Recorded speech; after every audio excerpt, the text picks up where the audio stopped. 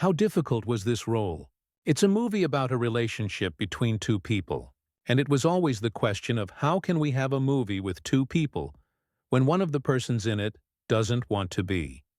He spent his whole life avoiding any mention of Redford, but then with just one sentence at the age of 88 he left all of Hollywood in silence. At the memorial for his late friend, Dustin Hoffman stood still before the microphone and said, his voice shaking but strong, "I was jealous of him, and that jealousy destroyed our friendship."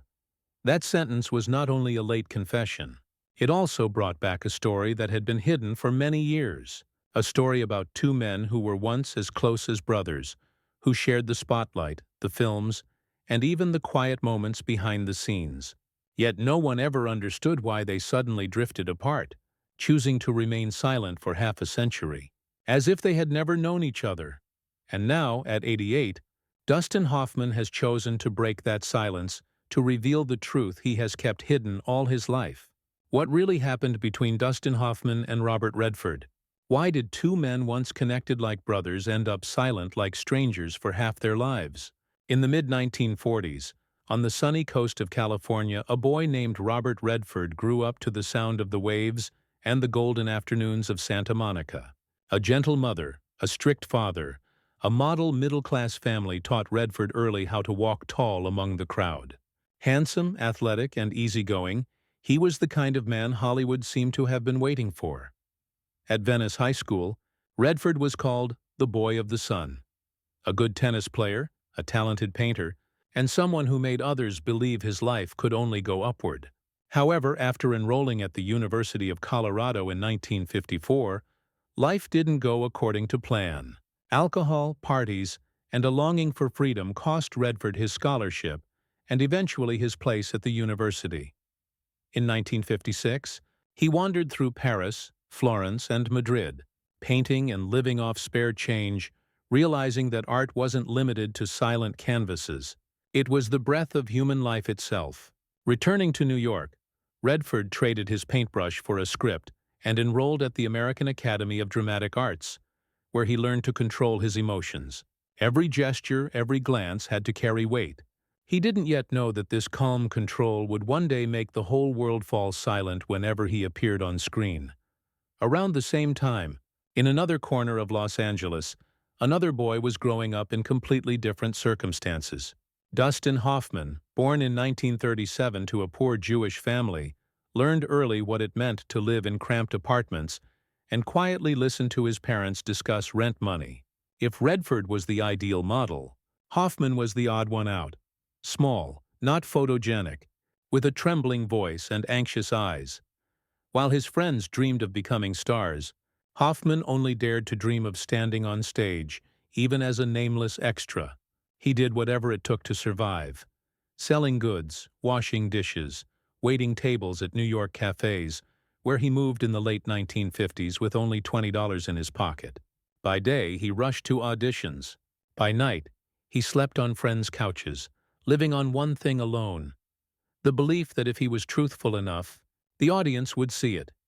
He once said, "I don't have the looks of a star, so I have to make people believe in the soul of the character." That was the moment, a mid-failure when an actor was truly born. Meanwhile, on the other side of America, Redford was living a life so perfect it almost seemed suspicious. With his striking looks and confident manner, he quickly became a Hollywood favorite.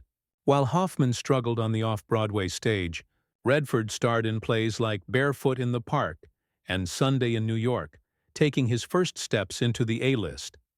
If Hoffman expressed himself through fire, Redford mastered the art of hiding emotion behind a smile. One burned, the other froze. They both passed through New York. Both tried their hand at small roles, but never crossed paths. Two paths, one bright, one struggling, kept running parallel, seemingly destined never to meet. But Hollywood fate has a cruel sense of humor. In 1976, when America was still shaking in the aftermath of the Watergate scandal, a film project titled All the President's Men was launched. And it was that very film, with the two leading roles given to Robert Redford and Dustin Hoffman, that brought those two opposing worlds onto the same stage, where light and shadow finally met.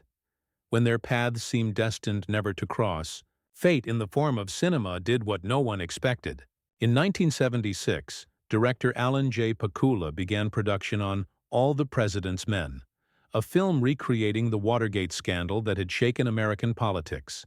By then, Robert Redford was already a major star, not only starring in the film but also serving as its producer. And it was Redford himself who insisted on casting Dustin Hoffman, the stage actor widely respected but often labeled difficult to work with, in the other lead role.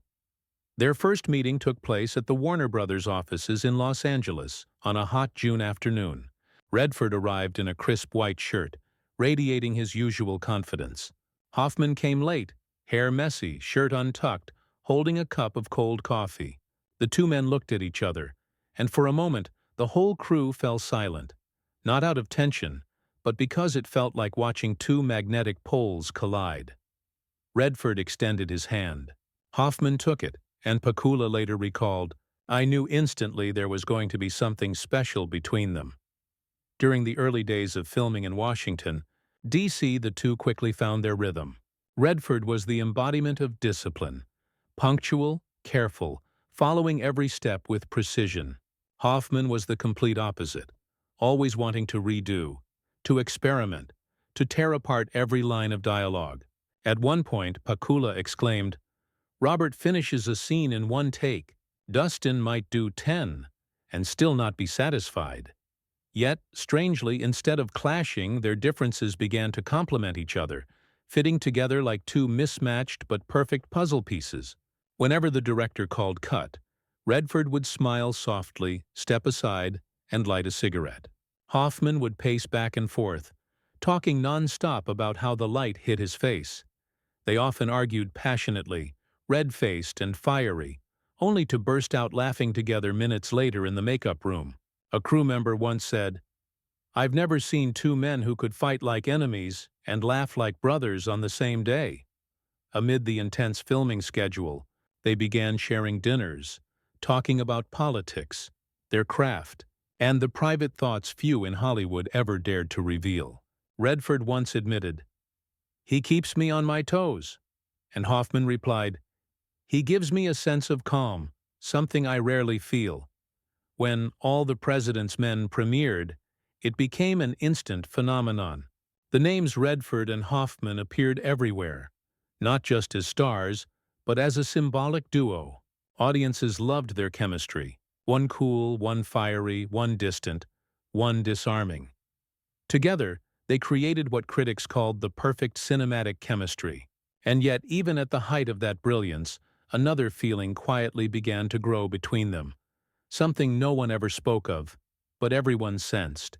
A friendship as close as brothers, bound tightly. Yet within it ran a thin, invisible thread of jealousy, weaving through every glance, every smile, every word of praise. And that very friendship, over the years, slowly turned into a burden that neither of them dared to speak about.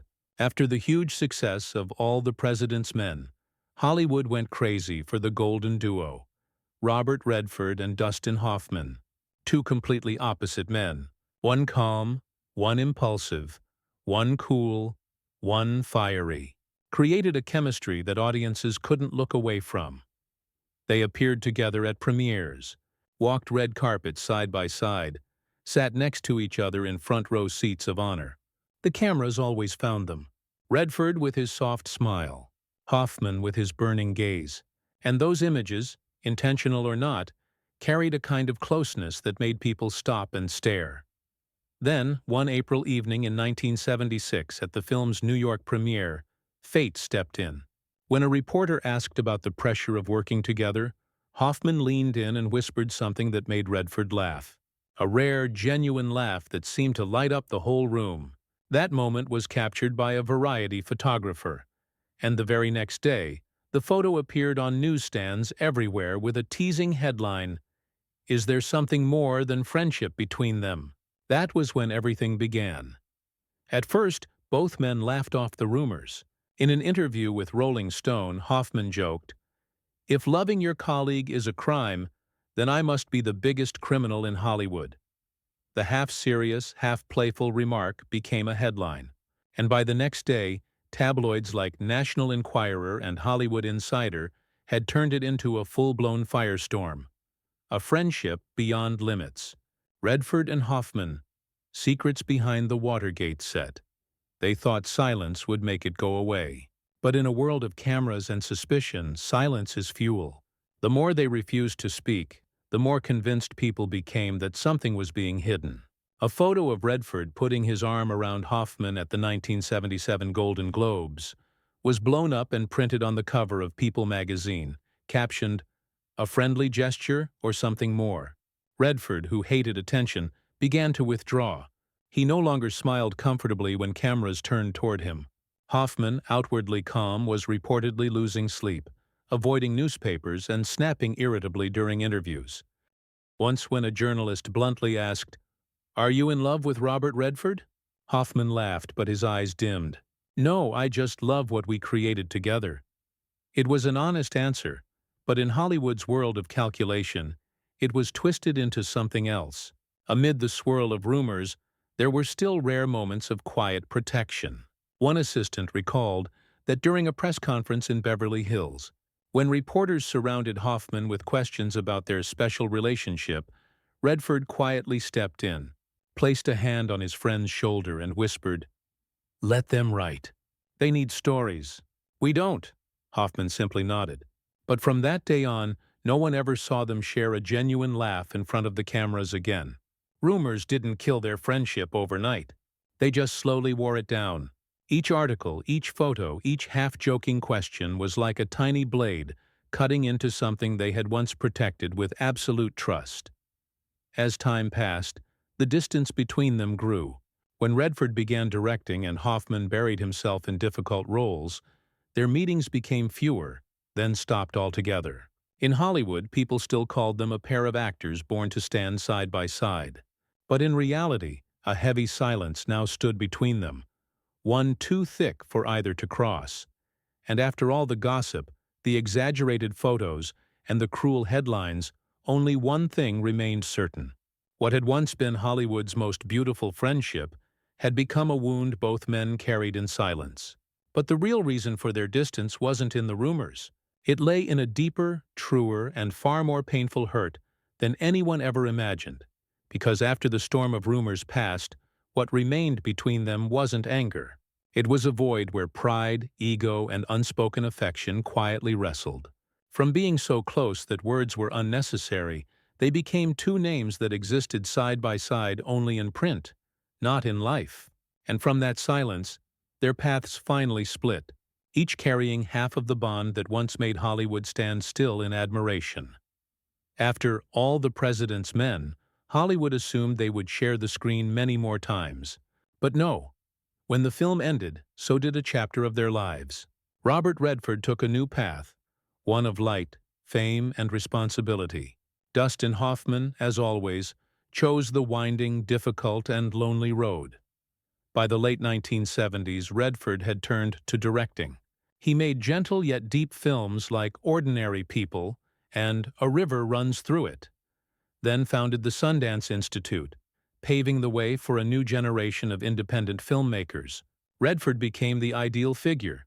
Handsome, successful, principled, the kind of man America wanted to believe in. The press called him the last noble soul of Hollywood.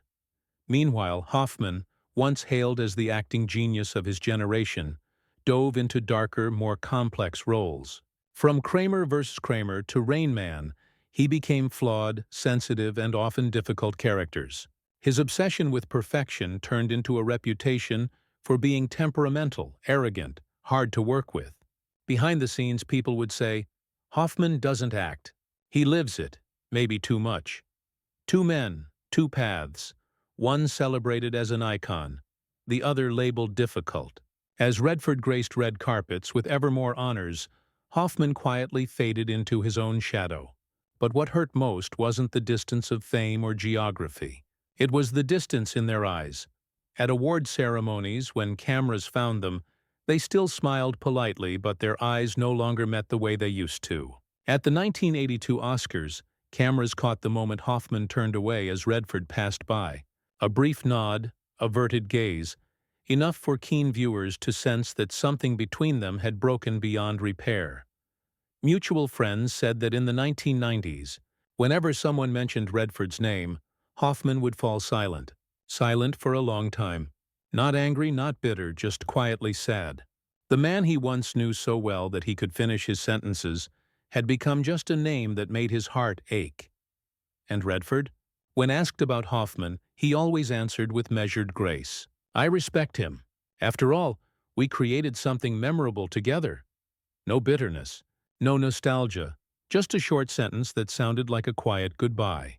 In the 2000s, as Redford immersed himself in Sundance and Hoffman appeared less often, they were rarely seen together. It was as if both silently agreed that staying quiet was the only way to preserve what little remained untouched from their past. Then one day, they happened to cross paths at an art fundraising event in Beverly Hills. Amid the crowd, Hoffman stood still, watching Redford walk onto the stage, hair now silver, still wearing that calm, familiar smile. When Redford turned back, their eyes met for a brief moment. No words were spoken, just a slight nod, as if to say, I still remember. Then they walked past each other quietly, politely, but distant, like two men who once belonged to entirely different worlds. After that night, Hoffman went home late. A friend recalled that he sat in front of the TV for a long time, watching an old 1976 interview, the one where he and Redford laughed together while reminiscing about all the president's men. When the friend asked, "Do you ever want to see him again?" Hoffman simply replied, "I'm afraid I wouldn't know what to say anymore." Two men who had once been as close as brothers could now speak to each other only through old articles and memories on film. For nearly 2 decades they kept silent, a silence both proud and painful, like a scar that doesn't bleed but throbs whenever someone brushes against it. And then, when Robert Redford passed away, Dustin Hoffman finally broke that wall with a confession that left the world choked with emotion. In September 2025, news of Robert Redford's death swept through Hollywood. No warning, no long illness. Just one morning, he slipped away in his sleep at his home in Sundance. That day, Hoffman was in Los Angeles on the small set of an independent project. When his assistant stepped up and whispered, "Robert Redford has passed," he simply nodded, saying nothing. But seconds later, his eyes reddened, and he turned away so no one would see. A crew member recalled, "He stood there motionless for 5 minutes, then put down the camera and went outside for a cigarette. No one on set dared to speak." That night, Hoffman went home, turned on his old TV, and watched a 1976 interview where he and Redford laughed together, talking about Watergate. In the middle of the night, he scribbled a few lines in his notebook. "Maybe I didn't say enough." 3 weeks later, he appeared at the memorial in Sundance, where he decided to say what, for half a century, he had not dared to say to his friend. In the late afternoon in Sundance, Utah, a cool breeze slipped through the wooden windows of the small hall where the memorial was held. Soft amber light fell across black and white photographs of Robert Redford lining the aisle. A young Redford on set, a smiling Redford backstage, a Redford standing amid the hills. In the front row sat his family, old colleagues, a few young directors he had championed. The press had been asked to keep shutter clicks to a minimum, but lenses still followed silently. And then Dustin Hoffman appeared, hair snow white, dark suit, a touch loose at the shoulders, left hand bracing the lectern, right hand gripping a wrinkled sheet of paper. He paused as if to gather breath, then looked up at the largest portrait of Redford hanging front and center. The host, in a barely raised voice, began, "If you could say one last thing to him, what would it be?" The hall seemed to swallow the light and fall utterly still. Hoffman bowed his head. 10 seconds, 20, 30. The faint rustle of paper was the only sound. An actress in the second row gripped her armrest. The lighting manager unconsciously dimmed the levels another notch. Reporters in the back raised their cameras and then lowered them again, as if afraid to shatter the fragile moment hanging in the air. Hoffman lifted his head, voice low and hoarse. "I'm sorry. I was jealous of him, and that's what killed our friendship." No murmur, only a breath released somewhere, and then held. He paused, swallowed, his eyes glassy behind thin lenses. Robert once pulled me out of a storm in this business. He said, "I believe in you when all of Hollywood doesn't." I never said those words back to him. In the fourth row, a silver-haired director passed a tissue to the person beside him. At the back, a cameraman lowered his lens, reminding himself not to shoot this. He unfolded the paper, then didn't read it. One night after a screening of Ordinary People, Robert called me. I didn't pick up. 3 days later, he sent a small card. "I wish you were here." I never replied. The words fell onto the wooden floor like small pebbles. A female reporter taking notes suddenly stopped, looking up as if to confirm to herself that she had heard correctly. In the right corner of the hall, the Redford family's press officer shifted slightly to block a harsh light from Hoffman, a small gesture that somehow warmed the whole row. Hoffman exhaled hard, not to summon courage, but as if to push out what had weighed on his chest for decades. He spoke slowly, measuring each word.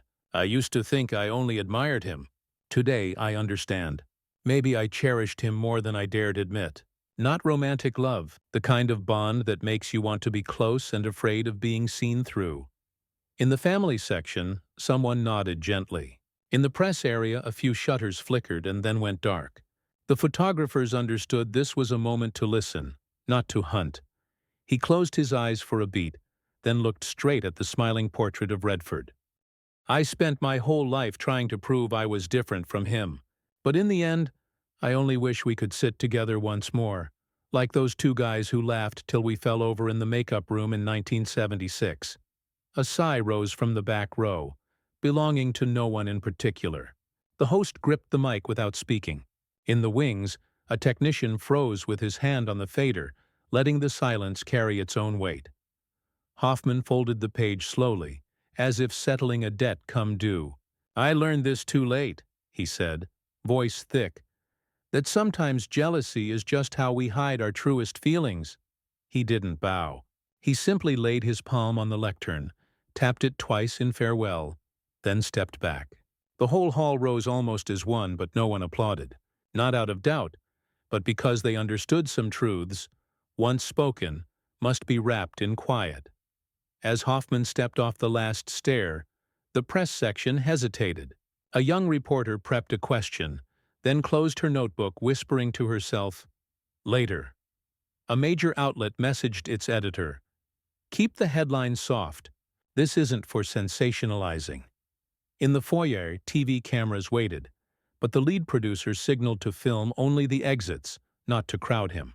The memorial continued with a brief violin piece, the melody climbing the timbered ceiling and dissolving into the evening sky like a farewell.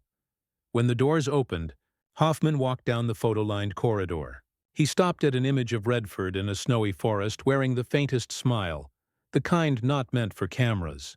No one photographed that moment. The only person nearby turned away, letting him have a small island of privacy after years of avoidance. And in that instant, everyone present understood what Hoffman had said wasn't to seek forgiveness, but to restore a rightful place to a relationship long misread by lights and headlines. As he left the hall, a cold porch wind fluttered his coat behind him.